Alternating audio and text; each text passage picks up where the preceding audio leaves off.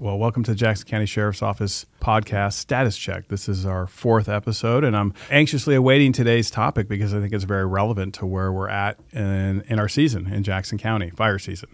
And today we're going to be talking about emergency management, preparedness, zones, what's going on currently with our, with fires in our region, and things that we can do to be better with response, from a community standpoint, and the things that we are trying to accomplish in Jackson County. So we have the Fire District 3 Chief, Mike Hussey. Thanks for being here. Good morning. We've been working together for a while, and many fires that we've worked in our region. And we have Holly Powers, our Emergency Management Director. She's been with the county for a few years, but you've been in emergency management for how long? Over 15 years. 15 years, I would say I'm not director, I'm the emergency manager. Just emergency manager. Just emergency manager, yep. Okay. And, of course, our one and only Sean Richards, who oversees our SAR, Marine Patrol, and he is probably the one of the most knowledgeable individuals we have in our agency with regards to evacuations and being a liaison to fire personnel during these emergencies. So thanks for being here. You bet. All right. Good to be here. So today, what I wanted to start off with was talking about zones, because this is kind of a newer thing to Jackson County, but it's not new in other places. In fact, it's been around for several years, but for us, it is new. And so let's just talk about why and some of the benefits to zones and why we switched to that. Yeah. So it was about 2022, the Oregon State Fire Chiefs Association had grant funding available, and so they were looking at some statewide possible programs. And at that point, they selected Jackson County and Deschutes County to run a pilot program on implementing zone-type evacuation procedures using a specific software. Then it was called Zone Haven. It's now Genesis Protect, which is what we're using. So our 2 counties were selected to go through that process and then see if the zones would be, how well that worked as a system here within the county, but also interagency when we have mutual aid coming in or our larger campaign type fires, to be able to communicate not only with our first responders, but also with our community quickly about where the hazard is and how we can alert. Over the 2 years or so from there, we held, over a dozen meetings across the county. And it represented from law enforcement, fire, public works, from our local level, state, and federal level. So we invited all of our partners to the table, and we literally printed out large maps on the table, and then we all would get around and look at the geography and the different portions of our county and literally draw out based on the community or what we call the traffic shed, how the cars would move out of an area, and just started going through the zones there in that way. Yeah, I know a lot of work went into that because Sean was pretty involved as you were and you just described. And then there's a lot of thought that does go into those zones, how densely populated, like you said, ingress, and things taken into consideration that do impact evacuations in the event of emergencies. And so maybe, Sean, you do a lot of evacuation work for our organization. Some of the considerations with the zones that you think might be important for the public to know? Yeah, so we didn't take it lightly. So we basically went out, and the reason we had all those meetings over that 2-year period was to reach out to the experts. Yeah. So we're not the expert in the Lake Creek area. Yeah. The fire chief is up there. He knows who lives there. He knows how to get in and out, and he knows where fires have burnt in the past. So we spent a lot of time getting local knowledge of the best thing to do for our community to get it on a map the best we could. Yeah. Chief, your thoughts on? He's absolutely right. There's a lot of ground truthing, understanding the local movement, the terrain, the topography, and again, it's an all hazards map. Mm-hmm. We apply it most times in wildfire season, but we're trying to take into consideration dam failures and just other significant events where we may have to trigger some evacuations or notify the community of a pending event. In the field, it's been tremendous. It's not perfect, but it's a better tool than we used to have. If you imagine pulling a big 3x5 map out, putting it on the hood of a pickup, anchoring the corners down with rocks, and trying to draw and we've evacuation done that. points, that's how it was prior to 2022. And then we try and get a photo from the field into somebody in an office who would draw the evacuation zones. This has really expedited the process. Yeah, and being part of a lot of evacuations and frankly, some pretty terrifying emergencies like the Alameda and Obuchain fire. One of the critiques, and I think it's fair, is the time it takes to get notifications out to the public, right? Yeah. It's not that we don't want to notify the public as quick as we can, but when we put something out, it has to be accurate, right? And it is difficult when you have a map and you have to draw pictures and polygons and try to figure out a description of that particular area and then translate that into messaging, alerting, and we'll talk about alerting today extensively as well. But these zones really give, I think, first responders the opportunity to say, these areas are affected, let's get something out quickly, and then we can fine-tune that messaging as the event goes on. But it really, I think, helps, and it really makes the notification process simpler, and pre-planning is easier. I mean, there's just a lot of benefits to it, and I think there's it's a change, and I find that anytime there's change, there's difficulties for people who are using the technology, but people who have to absorb that, like on the end user, our community, and it has changed from what we've done before. But I think it's important that I think this is a better process. Sheriff, also too, just communication, not only between first responders but to the public. Yeah. Before, we would have to, from the field, give emergency management a description of what we wanted done. She would have to interpret that, get back to us that, yes, is this really what you want? Yes, that's what I want.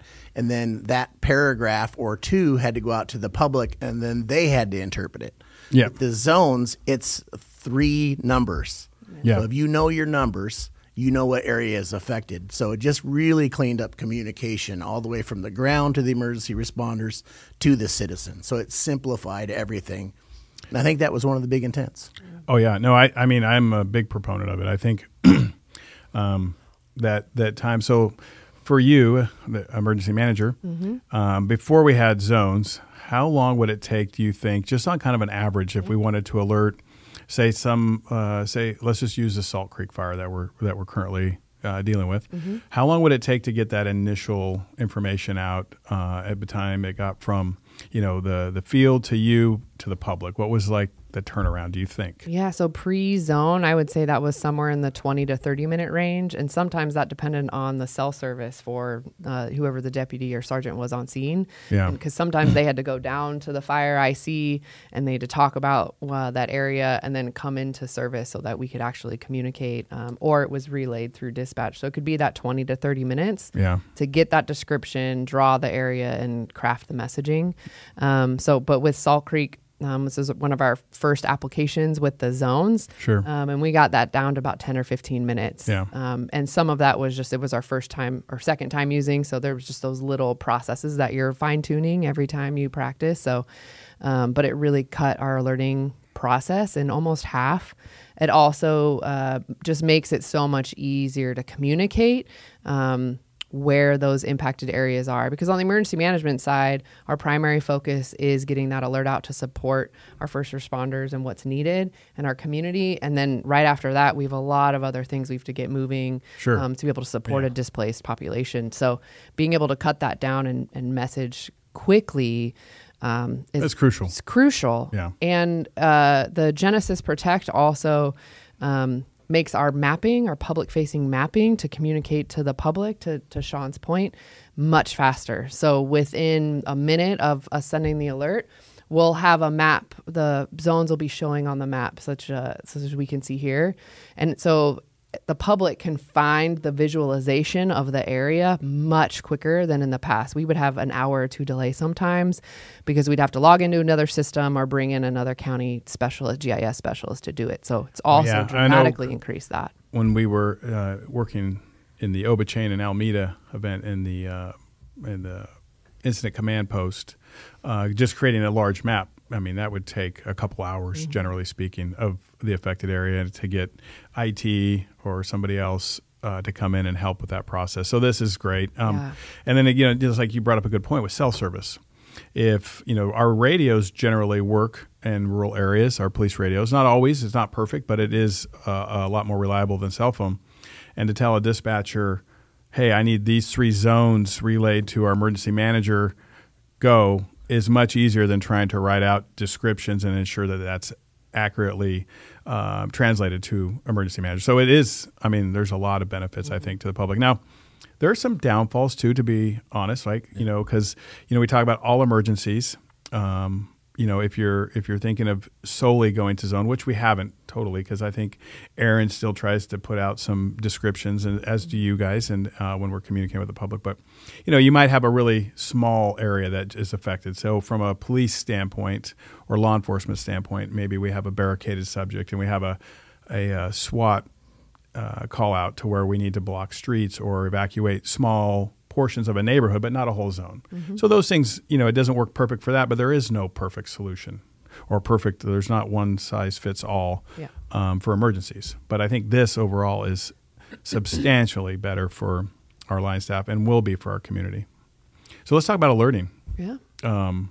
Unless you have other things on the zones, because I think this ties into alerts pretty well, right? How those work and what are the best platforms for alerting? What's not working, and how do we communicate with the public in an emergency? Yeah, for sure.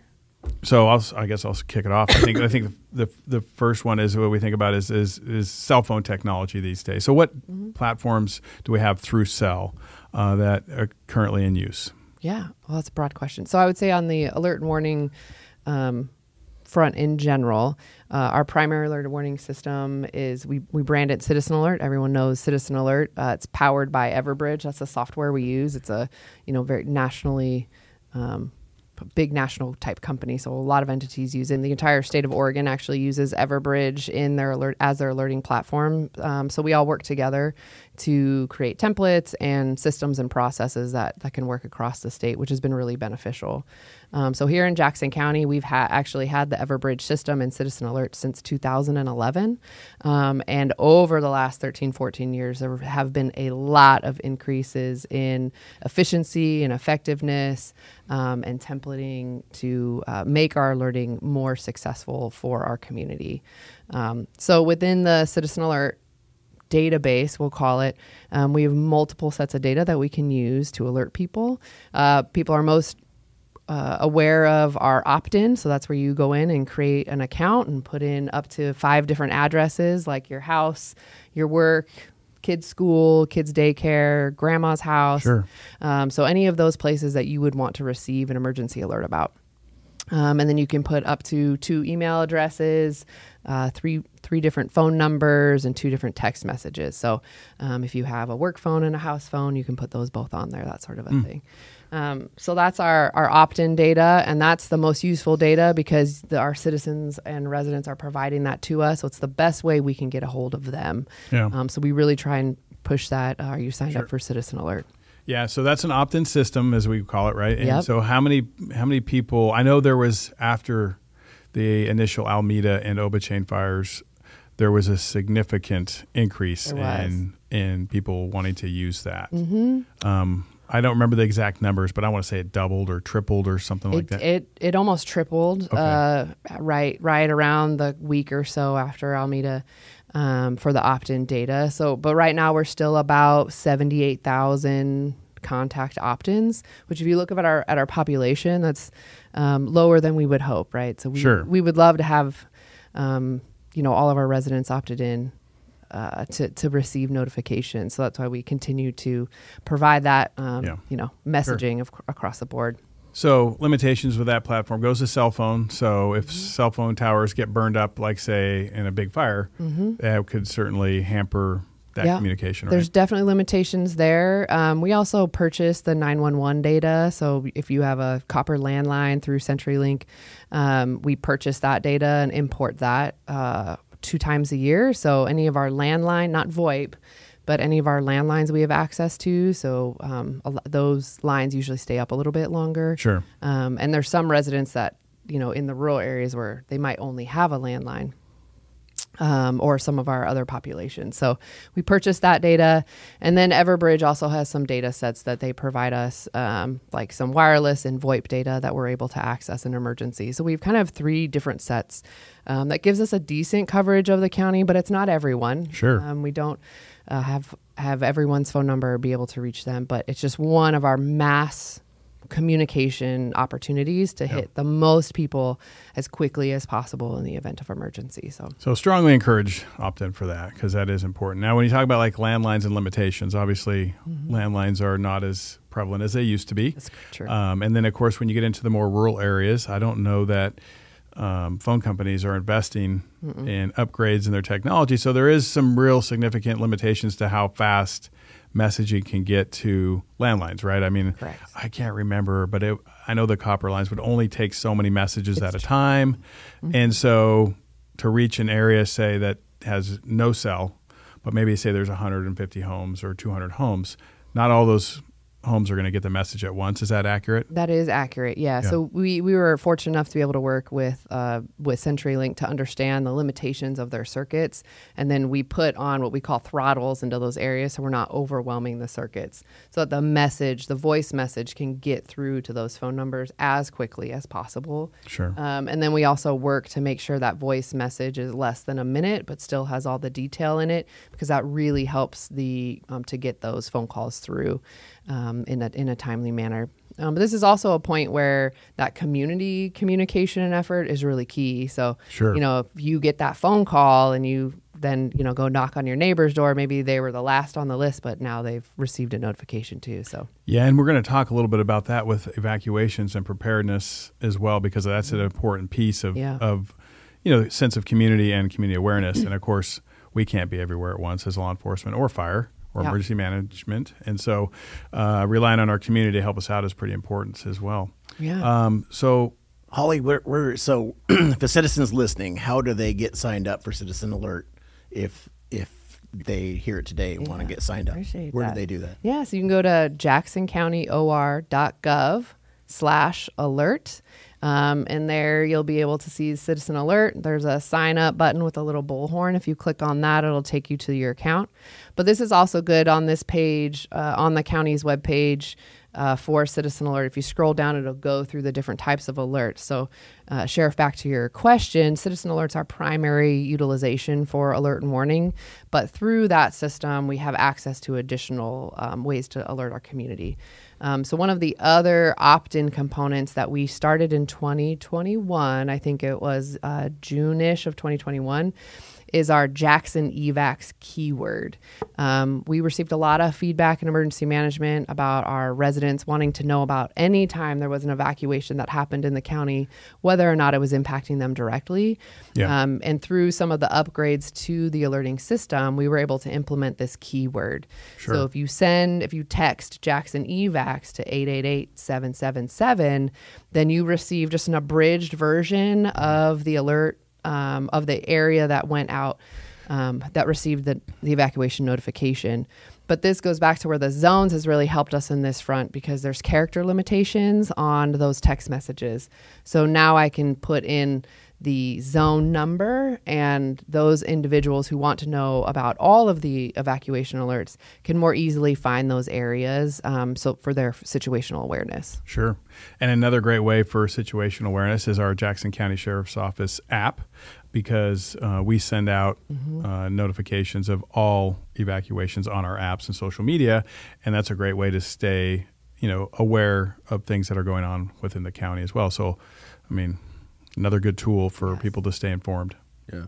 I think it's important to note the region and the state have invested largely in technology to alert our citizens. But we need them to stay aware of their surroundings at all times, have a plan. Sure. And if they see something or feel they're threatened, don't wait for that knock on the door or confirmation from an alert that they need to leave. They need to go ahead and take appropriate action to protect their family, their property. Yeah, preparedness is a big piece, and self-responsibility is a big piece too that we'll discuss, because I think when we get into like the evacuation piece, that's really important, but also the awareness, right? So I think that takes us back to different alerting platforms. Yeah. So we've talked about Everbridge or Citizen Alert. We've talked about our cell phone app or mobile app for mobile devices. But what other, and then of course landlines. So what else? Yeah. And then we'll get into the big one, which is door-to-door, right? But we'll talk about that in a minute. So Jackson County also has access through the Federal Integrated Public Alert and Warning System, or IPAWS. And this is what gives us access to both the wireless emergency alert system, which most people know you receive Amber Alerts on that one. It'll hit your cell phone. And the EAS, or the Emergency Alert System. And that's your radio and TV broadcasting. So we have the ability to send messaging through both of those networks as well, depending on the situation and what kind of messaging is needed. Both of those messaging platforms are more of a broad range. Your EAS, which again is TV radio broadcasting, is going to hit an entire media market. So that would be all of Jackson County and some of our surrounding counties as well, with whatever that emergency messaging is. So we definitely use it when we need to get things out broadly to our community and that sort of thing. And then our wireless emergency alert, that's the one that'll hit your cell phone, whether or not you're opted in and you have a WIA-enabled phone. But there are character limitations on those. So it's either 90 characters or 360 characters. So the zones, again, can help us when we're trying to communicate evacuation areas, because it helps just give a frame of reference and coordinate with the description of the area that we put in there. So, and we would use that. A good example would be during the fair. We have a lot of people on the Expo Fairgrounds that aren't registered there, but if something happened and we needed to give them some emergency messaging, that would be a prime example of when we would use the wireless emergency alert to allow that population to know what was happening or what protective action needed to be taken, per the incident. Great. Yeah, I would just add to that, that the whole alerting thing is a big responsibility. Yeah. And so us as people that are serving our public, we don't want to use an overreaching platform to do a tactical advisory to our public. Sure. Because you can bring more people to the area, you can cause panic, and you can also, there's the whole thing that the boy that cried wolf. Yeah. If we want our citizens that if that big alert comes that says, hey, we are having a earthquake in the region, or there's some sort of regional issue, we want people to take notice of that. Yeah. So we don't just constantly hit that to where they just start to ignore it. Yeah. So it is a big responsibility, and I think we do use it very well here. Yeah.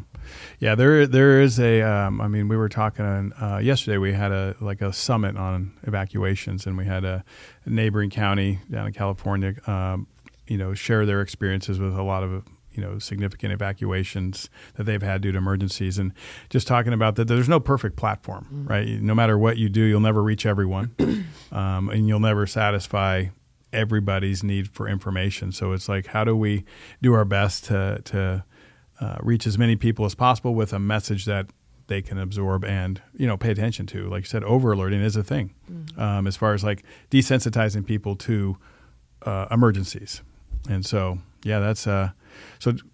What do you find the most effective is? Is it the door-to-door? Absolutely. Yeah. It amazes me that still when we go door to door, how many people aren't on Citizen Alert and stuff like that. So it just reaffirms to me the importance of, if there is, some sort of emergency going on, how important it is for us to get door to door, and so people know.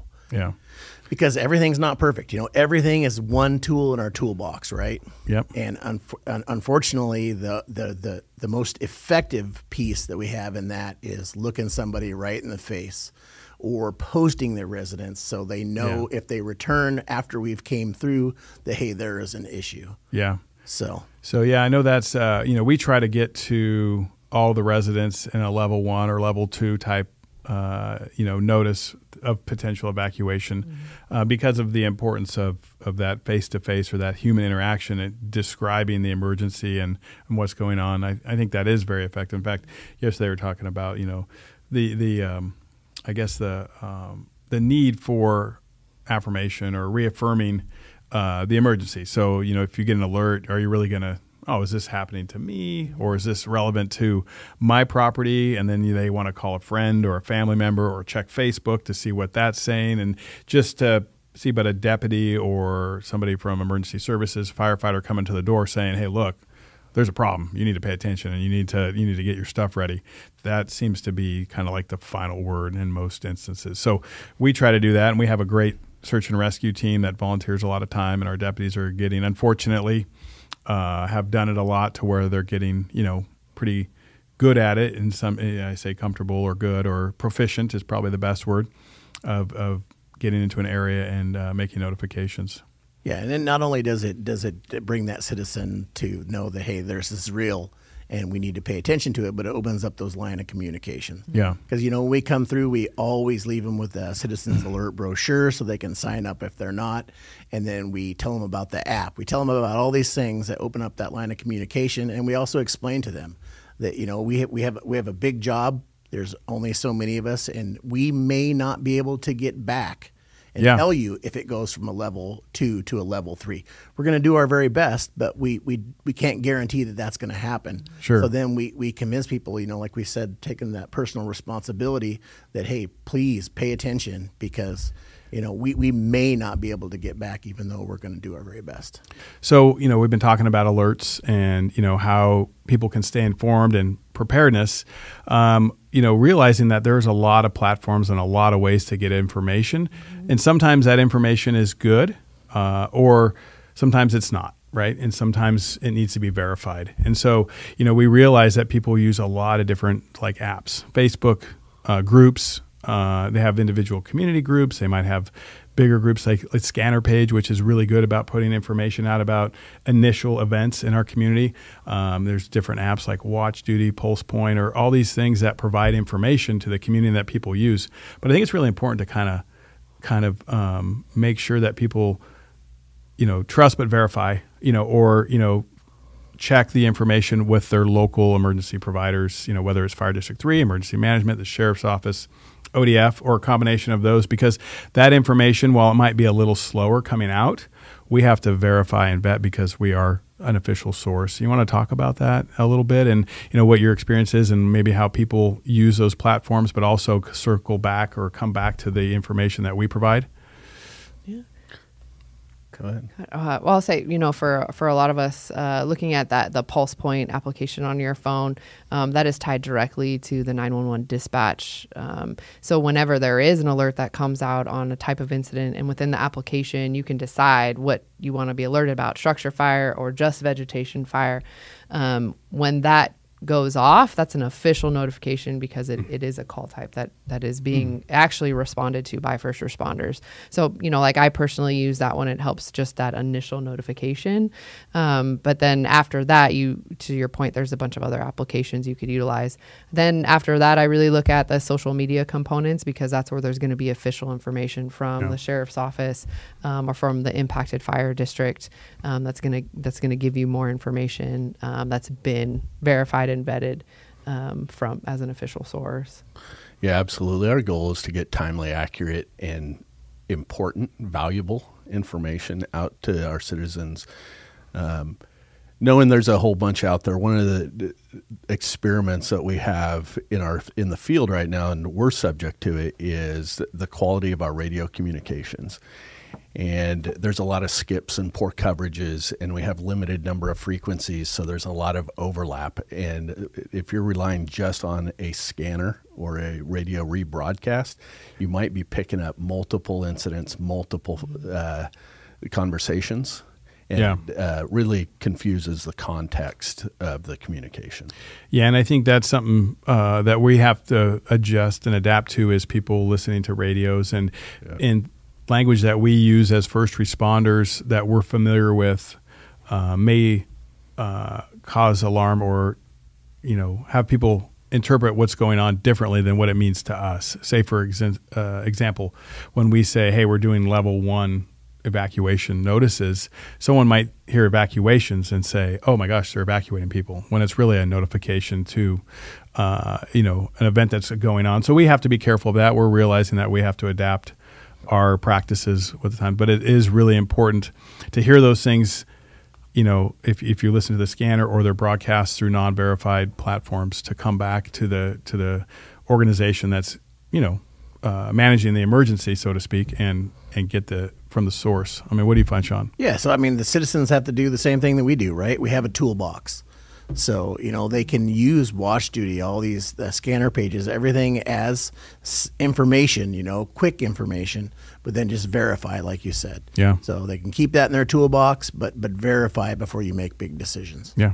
Yeah, so that kind of leads us into a great segue of preparedness and knowing your zone and being situationally aware of what's going on in your community and your county, but then what you're going to do in the event of an emergency. I think a lot of people might wait or be, lackadaisical with their approach to preparedness. We can't reach everybody in every emergency. It's not possible. And I find that, there's often critiques of how things are done, and which I think is we critique ourselves. I think we have after action debriefs on just about everything we do. That's big, right? Not every call we go on, but there's a lot of, analyzing and self-reflection on events. But one thing that we find is that we don't. I think the community is critical of what we do, and I think that's normal, right? I think anytime you're an authority, people want to critique the approach that was taken. So a recent example of the Salt Creek, there was some posts about over notifying by zone, right? We caused undue panic and alarm because the zone was too big and that the fire. So, we look at that and we say, okay, that's information that, we can obviously analyze and look at. But, when you look at it, there was a lot of factors that went into why we picked those zones. And I mean, you had a great example yesterday of the fire behavior, of where it was going, the wind and what it was doing, and the lines that it had jumped or the road. And so when we talk about communication, I think it's good to make people aware, right? In any situation. Level 1 is a pretty minor notification, don't you? I mean, yep. I would think. Yeah. It's information. That's what people have. That's what people have asked for in the past is information. Yeah. So it's like if you give out too much information, they're upset. If you don't give out information, they're upset.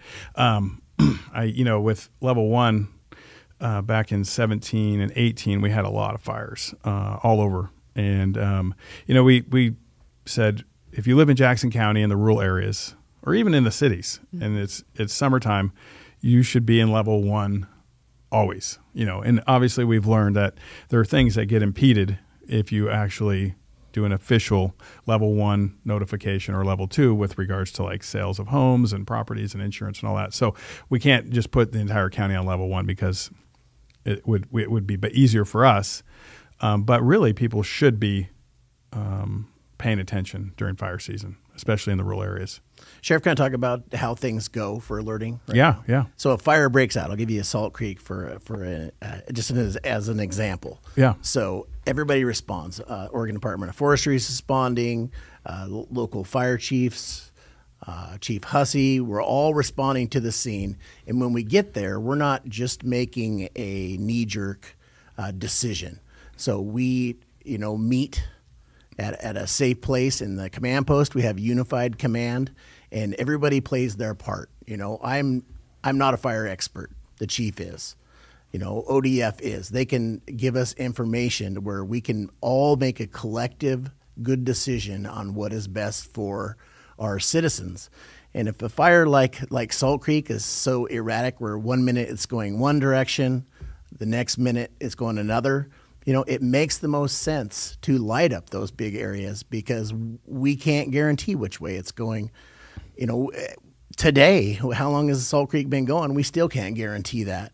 Yeah. So I think that we took appropriate action 100%, and we're going to continue to do that. And we don't do that in a vacuum. We're not listening to information over a radio or on the internet or anything like that. We're in the field and we're talking to everybody's an expert in their piece of it, and we're getting good information and putting out the best information that we can with the information we have at the moment. Yeah, and I think a really important aspect to also talk about is when fire tells us this is the behavior of this fire in this incident, we look at how many houses are there, how much time it would take for us to mobilize to notify people of the emergency. So we look at all of those things, and that goes into our notification process because, we have what we call decision points, trigger points, and all those things. Like we know it's going to take us this much time to mobilize to get to people. And so warning people appropriately and early enough is, I think, important in that and considered in those processes, all of the things.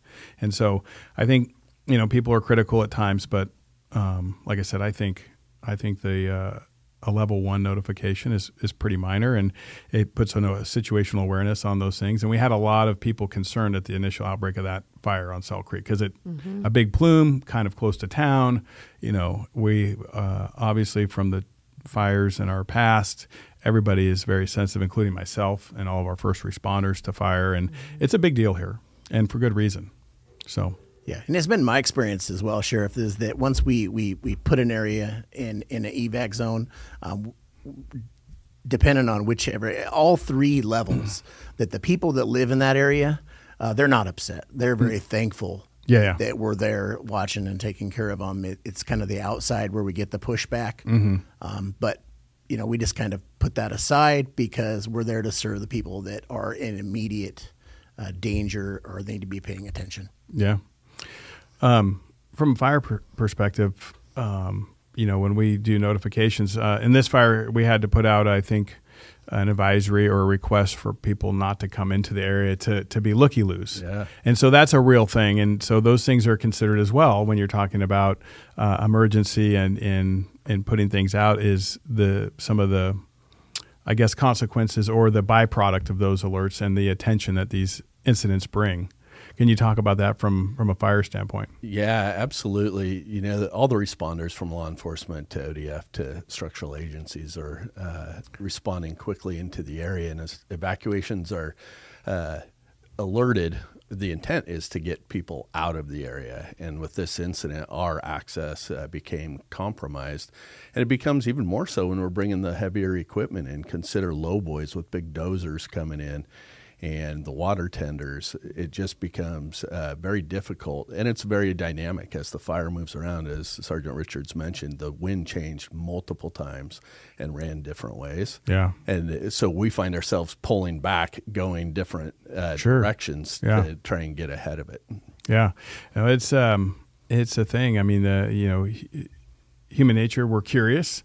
And, you don't sometimes realize the impacts of our actions. I think, and was it in the Rouge, somebody flew a drone in the Applegate, which shut down flights, which, that can mean the difference between getting ahead of something and then now having to go back and try to pick up some pieces. So really, we need to keep, people who don't have authorization or need to be there kind of out of the areas. Yeah. Yeah, absolutely. And that's probably one of the most critical elements. Anytime there's a drone in the air, we have to sit all the aircraft down. And you take Applegate, a fast-moving fire, we need the aircraft. We had 9 aircraft on Salt Creek, and a drone will really hamper the efforts. Yeah. So preparedness.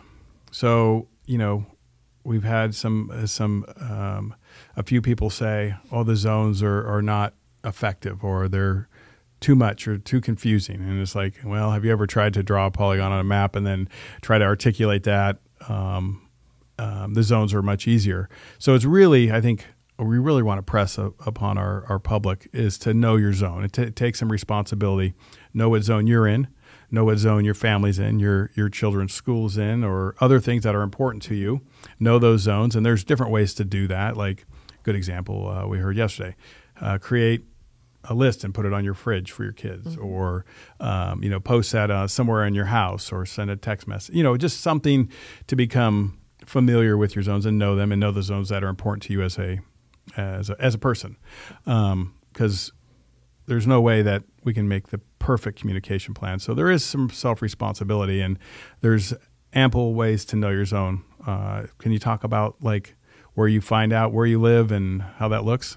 Yeah, there's a couple different ways to look up your zone. You can go to the county's website, so jacksoncountyor.gov/knowyourzone. There we'll have additional information about what the zones mean, links to a county webpage you can look up, but also links to the Genesis Protect webpage, which is publicly available.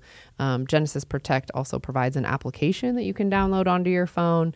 Look up your address there. You can favorite your I think it's favorite or star your zone you live in. And then if you allow it, you can actually receive push notifications through their application when your zone is put onto an evacuation level. So there's multiple avenues based on the technology that our residents have available to them. But that's the best way to get in and know your zone and get more information about it for sure. And then, sir, you're absolutely right. Putting a magnet on your fridge with the zone number. I also heard the inside of your mailbox, you check your mail every couple days. So you're going to open that, and right there you can put the zone on it, just so you get that muscle memory of the zone that you live in, or add it to your keychain, that sort of a thing. So just finding those little ways to mark that number down can be really beneficial. Because to Sergeant Richard's point earlier, one of the key tenets of our zone is to hopefully be able to communicate more effectively with our residents when they are dramatically impacted, because previously we would have to describe the area. And it would be a north of this road, south of this road, east of this landmark type of thing.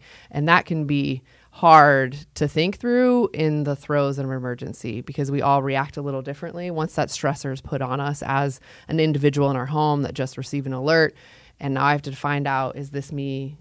Am I in this zone somewhere that's being described? And now if you know that number, if you see that number, you can connect the dots and then implement, hopefully, the preparedness plan that you've been working on with your family. Yeah. So I think it kind of leads into that transition from getting that initial response to how do I effectively take action as myself, my individual, and my family to either evacuate, grab my go bag, get my animals, get the children and some food, and get into the car and be able to leave quickly and effectively. Yeah. So that preparedness piece, I mean, obviously we would love to see everybody have a plan. Whether that is a go bag or whether that's predetermined location for animals or other things or whatnot. But a big thing is situational awareness, right? So I think there's some aspects of the community that want us to plan everything for them, to say this is your evacuation route on, this emergency, and this is the way you're going to go, and this is, what you're going to do. But I don't think that that's healthy for a lot of reasons. One is, and we were affirmed this yesterday by the sheriff of Butte County, who had done several evacuations, that every plan that you make as soon as the emergency happens basically goes to hell in a handbasket, right? So that you have the plan, and then the plan gets punched in the mouth, so to speak. So, having people pre-programmed to a certain response for an emergency, I think can be dangerous.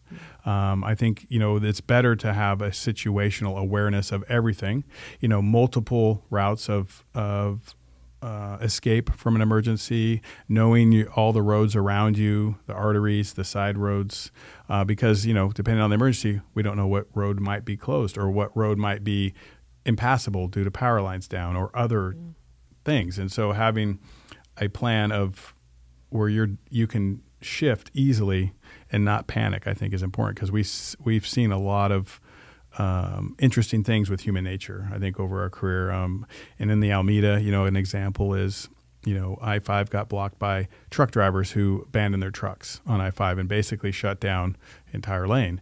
And so we had to send out, detectives to go remove trucks from I-5 so we could use that for, people leaving or for emergency vehicles accessing, the fire scene. So, you can't predict human nature. And so the more that we prepare, I think, is important. What do you think, Chief? Oh, absolutely. Everyone must have a plan, whether you're at your residence, your business, or you're out recreating. When you come into another community, maintain the situational awareness, your head on a swivel, Responders can't be everywhere all the time, and you have to have some personal resilience. Yeah. Sean, you know your risk. Yeah. I mean, everybody has to analyze their risk. You know, if you live in the middle of town, your risk may be different than if you live in a rural community, forested rural community. So you may have to have a completely different plan. But so everybody just has to do a self-evaluation of what their risk is, and then how do they prepare to mitigate that risk to the level that they want to. Yeah. I would add into when you really start looking at the make a plan and build a kit, it can seem very overwhelming. Like, I can't spend $500 to go buy this backpack with all this new fandangle stuff in it. Sure. And I think I always encourage people to just kind of take it back a step and look at what you currently have in your home. So when I do my spring cleaning, I'm looking at my oldest kids' clothes that they are growing out of, but they're still in good condition. Well, I'm going to put that in the go bag for the kid that's younger. So I don't need to go buy new clothes or a new sweater or new shoes. I already have those things in my house, and maybe they're just the older version, and I'm going to put it in a backpack for them in a go kit. Same with your food stores. My kids love chili. Yeah. So when I go to the store, I buy an extra 3 cans of chili for $1.25, and I put it in the back of the shelf, right? And so I'm going to cycle through that. I'm not going to lose that food or waste that food because my kids are going to eat it. But if I have to evacuate or I'm sheltering in place for a couple days without power, I can have a can opener, and I can open that food and provide for my family, and I know my kids are going to be able to eat it. So just look at the things you currently already use that are in your house. You don't have to spend a lot of money. And then my one other tip on building your preparedness is every time you go to a store that has a camping section, like Walmart, Bi-Mart, Freddie Meyer, go to the camping section and buy one thing. And maybe your budget this week is the 97-cent Mylar blanket, right? So because it's going to provide you some heat coverage. And maybe my budget next month is a $30 water purification straw. Yeah. So just one thing a month to be able to add to your family preparedness so it's not overwhelming, because every step you take, no matter how small, is just increasing your resiliency or your situational awareness so that when and if that alert comes, you know you have something, you've done some work, you've thought about the process of what that looks like and what my family needs when they need to evacuate. Yeah, because every emergency may not require evacuation. You make a good point, shelter in place. And there's some, I think like this year it seems we've experienced more power outages than we have in the years past already. And I know there's a lot of safety things built into the power lines now, but that does cause outages more often when there's a hazard or a fire in the area. So, being mindful that, there's some things you can do to, weather those power outages. We can prepare a little better and think about those things. I think it's important as well. Yeah, and where you're most comfortable. Yeah. That nothing's worse than being evacuated and then getting evacuated again. So, have a plan where you're going to go. Are you going to go to the local shelter that stood up, or are you going to go to a family member's house? And maybe a family member in another community might be better than the community that you're in that has the emergency going. Yeah. And what's your comfort level? Personally, I like hot water and air conditioning. So I've got pre-planned spots from here to Los Angeles that I'll just go as far away as I have to be comfortable. So everybody has to make a decision for them. Yeah. Yeah, that's a good point too, as we know, worst case scenarios for our valley was, the Yuba Chain and Alameda fire, where we had multiple communities that were displaced. And so, there's very likelihood if you would have left the Alameda area, in the South County and then went up north, that you would be evacuated again. And that, I think we had all of Butte Falls and Shady Cove under level 3 evacuations. And that's a big deal. It's a hardship for the public for sure, but getting displaced over and over could really be an issue, huh? Absolutely. It's really important that we look out for thy neighbor. We mentioned earlier about notifications for neighbors, but also we have a lot of residents who don't have a mode of transportation, or they're going to need additional assistance or additional time to get out to a safe space or help if they stay in their own location. So make sure that you do have that plan for yourself. Understand plans of neighbors or needs of neighbors, be it medical issues, medications, livestock, or modes of transportation. Yeah. It's a community effort. Sure. That's a good point. In fact, is there a means if people have needs to kind of pre-alert first responders or sign up for, additional resources or help in the event of an emergency through the county? Yeah, so we, Jackson and Josephine County actually partner with Rogue Valley Council of Governments, or RVCOG, to maintain what we call the disaster registry. So those individuals who have additional needs or might need some additional time or space, as Chief Hussey referred to, can actually register with the disaster registry. And then both counties, emergency management and first responders get access to that list so that we can view. So if a zone now was to go into a level 3, we would be able to look at that zone and see anyone that was pre-registered that may need some additional assistance that can be prioritized, or get the resources that would be needed to support that individual or that household. Yeah. So you can go to the county's webpage, again, jacksoncountyor.gov/emergency. There will be a disaster registry sign up there, or you can go to the RVCOG's website and see the disaster registry there. Yeah. In Fire District 3 has a pre-incident planning platform, and there's a public-facing component as well. If you go to jcfd3.com, click on Community Connect, you can register your residents, and all the way down to telling us how many animals you might have, the hazards, what the priorities for salvage might be, and it's automatically pushed to our responders. And it's outside of wildfire. If we were to respond to a structure fire in your neighborhood, it would light up and tell us what some of the priorities were, how many residents are in place. Oh, wow. Animals. Do some other districts have the Community Connect, don't they? Yeah, we're trying to expand it throughout the county a little bit more. So if you're unsure if your agency does have Community Connect, just go to their webpage, snoop around a little bit, and you'll find a link to Community Connect. Yeah, that's awesome.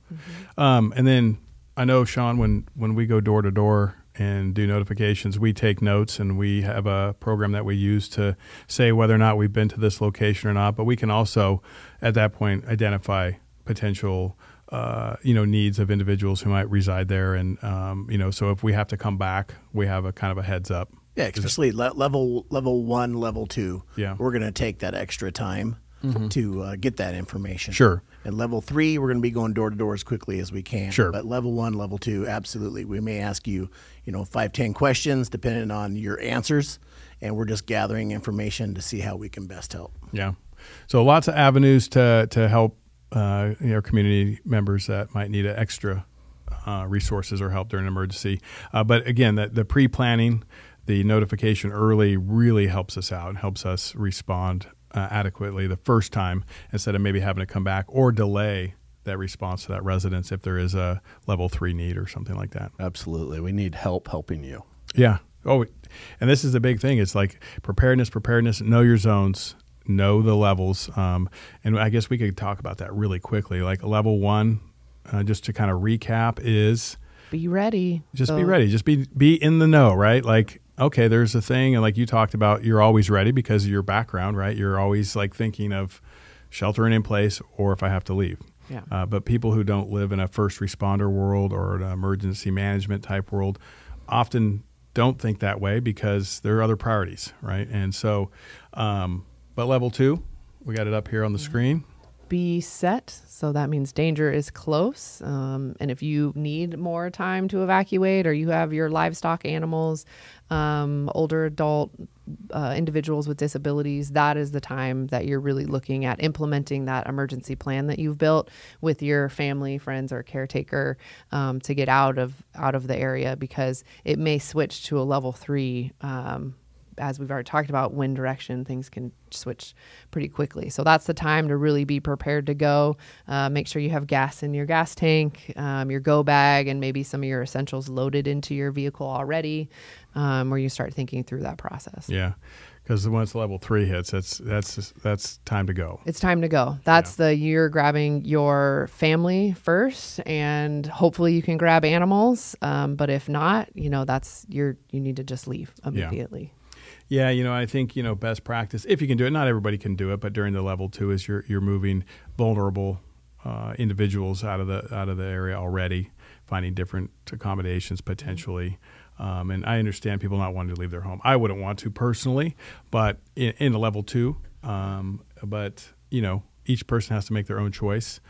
But certainly getting my kids or my wife somewhere else and me staying is one way of thinking of things. It's different, right, than trying to pack up everybody in emergency and get out. Talking about fire and evacuations, and people staying, we have that happen. We have quite a few people who chose not to leave during all sorts of events, even under level 3. What can they do to prepare their property to be less vulnerable to fire? Well, that preparation starts in the fall. Fall, okay. Right. Start thinking about the fall, develop a cycle for winter, and be doing the hard work in the spring. I can't overemphasize getting the grass knocked down. We have a generous grass crop this year, and it's contributing to rapid fire spread. An example, yesterday, a mowed field, we were able to get on it quick. It spread quickly, but we were able to get to it more rapidly and suppress it. Yeah. If it hadn't been mowed, it would have burned 2, 3, 4 times the amount of acreage prior to our arrival. Oh, wow. We just can't, we need the people to go around and knock down all of the flammable, flashy fuels, some of the larger woody materials, limb those up. Don't wait for the fire event to do the work. Yeah. Or don't do it Don't wait when it's for the 110 firefighters degrees to do the out, work. because then we end up starting fires. Yeah, we are in Potentially. extreme fire danger. So Right. The firefighters won't do that work for you. Yeah. Yeah. And then, I think, watching a fire unfold on Table Rock the other day, maybe 2 weeks ago, and watching the fire teamwork, Medford and you guys, to get a handle on that quickly. But, the image of one man with a garden hose trying to put out this fire was completely ineffective. And so staying there thinking that you're going to be able to defend your home in a major large fire, I think is not realistic unless you have some real significant equipment on site. Absolutely. We're bringing a lot of water, a lot of equipment to the fight, and it's not always effective. Yeah. We're flowing 100 gallons a minute at times, and it's just consumed through evaporation or the wind, flame lengths. That's why we call it the complete coordinated response. Sometimes we need things from the air to really suppress the fire to a point that we can get in and cut some line around it, either with dozers, with hand tools, or lay some hose lines around it. It's a volatile environment. Yeah. Yeah, it was it wasn't a huge fire to start. It was fairly small, but it grew very quickly. And then, of course, the residents got involved. I was surprised how much effort and water it took to get a handle on that with all those teams there. So imagine one person with even a big fire hose wouldn't have been effective. Needed a real team approach and a lot of response. And another component on the becoming more prepared around your home would be the FireWise program. So here in Jackson County, we do have FireWise coordination, and that would be you and your community. So we're back to that kind of community preparedness, which is really like that grassroots baseline where you're going to have the most interaction and be the most resilient. So you get together with your immediate community and households. You're going to reach out to your fire district or fire department. They can come out and do an assessment of the homes and give you the work that should be done, as Chief Hussey alluded to, where, hey, you need to, that first 5 feet around your house is the most important. So get all of the bark away from your home. And then these trees, limb these up. So they'll give you the list of things that you can do around your house and your neighborhood, because we're going to see if there's one house with lots of flammable material around it, that's going to be more likely to spread to the house next to it, versus if we all get together and work as a community to protect our community and our surrounding areas. So you can become a FireWise community within your neighborhood. That's also a really good way to build that overall preparedness, because you're getting to know your neighbors. So I can understand that Aunt Sally lives next to me and maybe she's in a wheelchair. So when I get that level 3, to Sergeant Richard's point, I know, hey, I need to go check on Aunt Sally next door to make sure she is either out already or has a plan. Sure. as we're working within the community for that. So that's another avenue. Again, just you reach out to your local fire department or district, and if you're not in a fire district, then you'll reach out to ODF, and they'll be able to come and support you in that. And that usually happens again starting in the fall through the winter into spring, is where those assessments will happen to give that the list of things to do. Yeah, reach out to your local fire agencies. They have someone on staff that will come out and walk around your home and help you develop a plan. Yeah. Yeah. Now, with a lot of the fires that we're seeing, obviously they're going to be investigated as to the starts, but traditionally, I think human mistake is a cause of a lot of these. Yeah. Operating equipment or doing things in extreme fire danger, or even fire season, can be pretty hazardous. And I can't stress the importance of being aware of what's going on around us, where we are at fire season, and not using these power tools or doing these things. You go to way more fires than I do, but yeah, the conditions we're seeing right now are more relative to mid-August. Yeah, we're ahead, and the best ounce of prevention is preventing the fire from starting in the first place. And be it dragging chains, mechanical failures of your equipment, using spark emitting devices around dry grasses, power tools, even shooting or recreational activities that pose a risk. Don't let probability play into your decision making. Yeah. I think of Smokey the Bear, only you can prevent forest fires, right? Like that kind of thing, that old ad campaign. Yeah. So I think as we kind of wrap this up, I want to just kind of review some of the things. So sign up for Everbridge, right? Or Citizen Alert, right? Get our app. Stay aware through whatever means you're comfortable with, and also understanding that no one platform is probably going to be the answer to reaching everyone. And so multiple tools, I think Sean touched on that, is, we have lots of different avenues to notify people, but at the end of the day, it's going to take a community to work through these emergencies. And again, preparedness. Know your areas, know your zones. We go through that one more time. Zones, I think you can't hammer that enough right now because that's a new thing, but know your zone and be familiar with that and where your loved ones live or your work or whatever it is that's important to you. Know those zones and understand that that's how we're going to be notifying you for the foreseeable future. And it's way more effective than what we were doing in the past. Yeah. And then, of course, know your evacuation routes.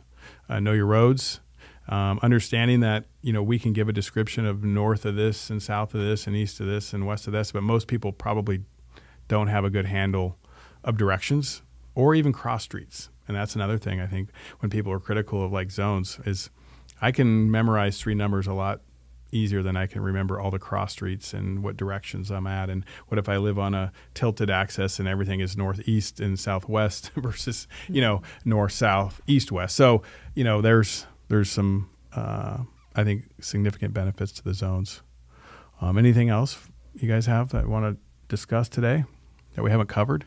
I would just like on the preparedness front, the Jackson County, in collaboration with Josephine County over the years, has created a pretty robust preparedness webpage. So it's rvem.org.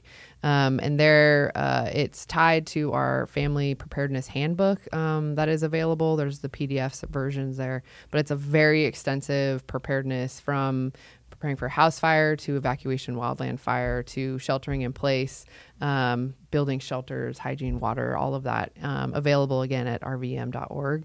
And that's also where you'll find more information on signing up for Citizen Alert, and how as an individual and family community you can become more prepared.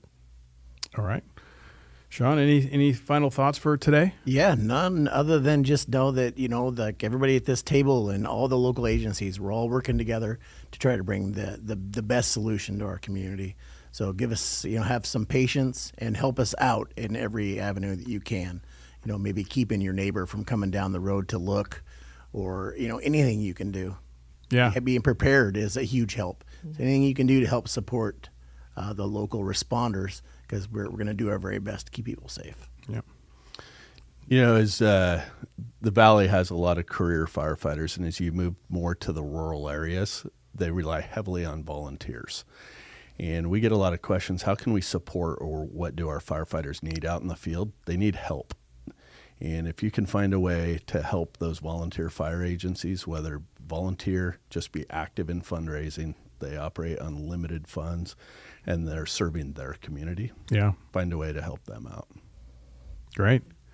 Well, I want to thank you all for taking your time and being here today and helping share this important message for our community. And hopefully we can get through the rest of the summer without any fires, right, and emergencies. All right. Thank you very much. Thank you. Thank you, sir.